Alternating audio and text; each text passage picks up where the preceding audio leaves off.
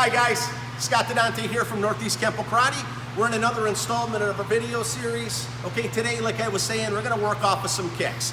You just saw Aiden and also Wesley, they were doing a little series called Pana Jackman. It's actually in one of our line drills. I based it off of when I originally come from Taekwondo, a very heavy kicking system in my earlier, my first black belt that I got into. And there's so many different cool things about kicking. So I'm gonna get started up on this real fast. If you don't mind, I'm gonna have Aiden right here, one of my black belts, okay? You've seen him many times around, I'm sure, if you're familiar with our dojo. So here's what we're gonna do, okay? Looking at his leg right here, or whatever it is, it doesn't matter if there's a leg forward or not, okay? What we're gonna do for this snap kick is I'm gonna try to attack on this leg.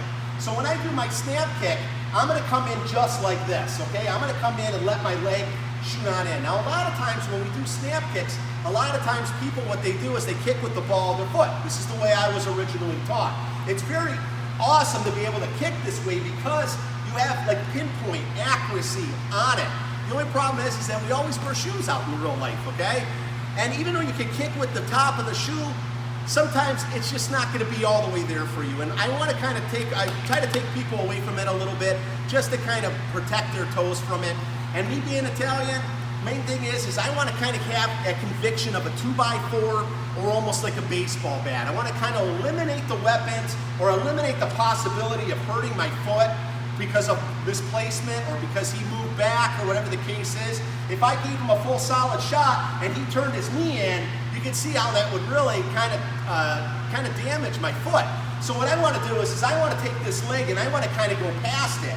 And I want to concentrate on this 2x4 kicking into the leg, okay? So when I'm coming through, my leg is following through on this.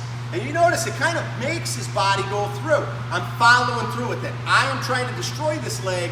I'm not just trying to surface hit it. I want to kind of deaden it a little bit so if he continues on, he's not going to be strong enough to be able to really kick again if he's not well conditioned or whatnot, okay? And I'm also setting myself up for the second kick that we just saw, which was the wheel kick, opposite leg in this case, let's say, and driving that leg through this way.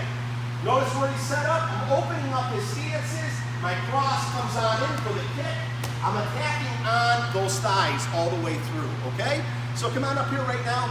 The way I got this idea from way back long ago when I used to teach over at Universal, before I opened up Northeast Kempo Karate, we used to have these guys that came in from the Muay Thai all the time. It was really great. We learned a lot from them. We cross-trained with them for years.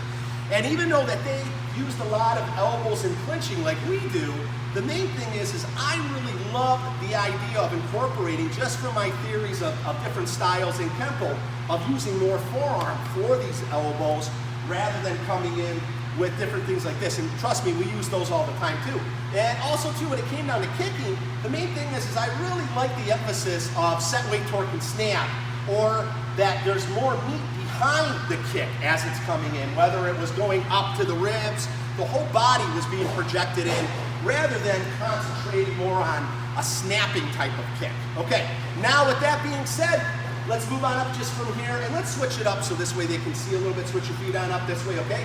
So here we are, we're like this, and say if I'm going for that target, you can see, keep your leg right there for me. I know you don't want to get tagged, but because it really does bite. It don't look like anything, but if you're on the receiving end, there's a good bite, okay? So what I want to do is I'm going to keep this alignment right from here, that my arms are going to be up to do what I need to do, but I'm going to cut through on this angle like this.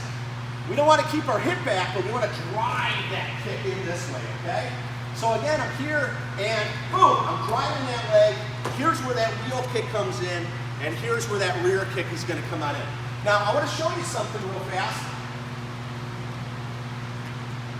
Now, there's a lot to go on with those kicks, okay? There's a lot that we need to discuss on that, but I just wanted to give you a little fast little drill, and I'm going to show you something when it comes down to us holding these pads. I'm going to have Aiden go ahead and practice on these pads. Now, a lot of times when we're practicing on pads, go ahead, boom, boom, boom. Now, nice and solid kicks, okay? You can see if you're on the receiving end of that, when it would be maybe your best day. The only thing is this, when I'm holding these pads on up, even though that I'm letting Aiden cut loose, I'm not really doing anything for myself when I'm holding these pads. So if I look at it as if I'm almost in a guard position that we're fighting, he does this. You can see how this right from here. Now I'll get about the last kick. I wanted to talk to you about the first two. I'm in position, and that's what I'm gonna do. Stop right from there. Again, watch your landing. I don't need to move anywhere. I don't need to back up because I'm already set up. Now watch this as this is coming in. When this is coming down, now let's do me a favor, tone down your kick just a bit, and I'm gonna go without hand, okay, just for a second. So we're right from here, snap kick's coming in. You see what I'm doing. The way I was holding the pads is actually the way that I might want to defend myself against something like this. Now the beautiful thing about this is, if he comes in with that first kick, you see where this hand is? I'm not only set up for him, do it again, I'm not only set up to continue his motion this way, but I'm also set up. Now notice how he wanted to do that. So he gives me his first kick. Give me the first one again.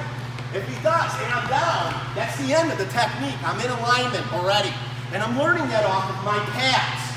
If he's faster and he's giving me this, and I come in this way, you can see where I'm protected. Again, as this is coming in with this, I'm inside right here. Or, if he gives me one, and I block, and I take the second, I will be able to be wherever I need to be, because he's basically giving me the kick. So I'm learning how to block with those pads, but I'm also learning how to receive it, or how to stand my guard. Now with the last kick, if we're here again, last one, let's go three. All three. So if I'm standing, and all of a sudden this comes on in, I want to get out of the way. So my alignment is right back in on him. So on that crossing rear kick, one of the things is when things are coming in on us, straight on like this, one of the best things we need to do is get out of the way. We talked about this before. So if I keep on retreating, say he comes in with that crossing rear kick, I'm not knowing where I'm going. What I do know is I'm standing my ground, no one's here, no one's there, and he stands here. So if he's giving me that crossing rear kick, by me simply just stepping off to the side, I rezone and get myself into a different position. I probably talked a lot already because I want to keep these very short. Okay, I want to say thank you from Northeast Kempo Karate. We'll see you next week. I got a whole bunch more to go in. Thank you very much, my friend. Good black belt right here. Thank you again, guys.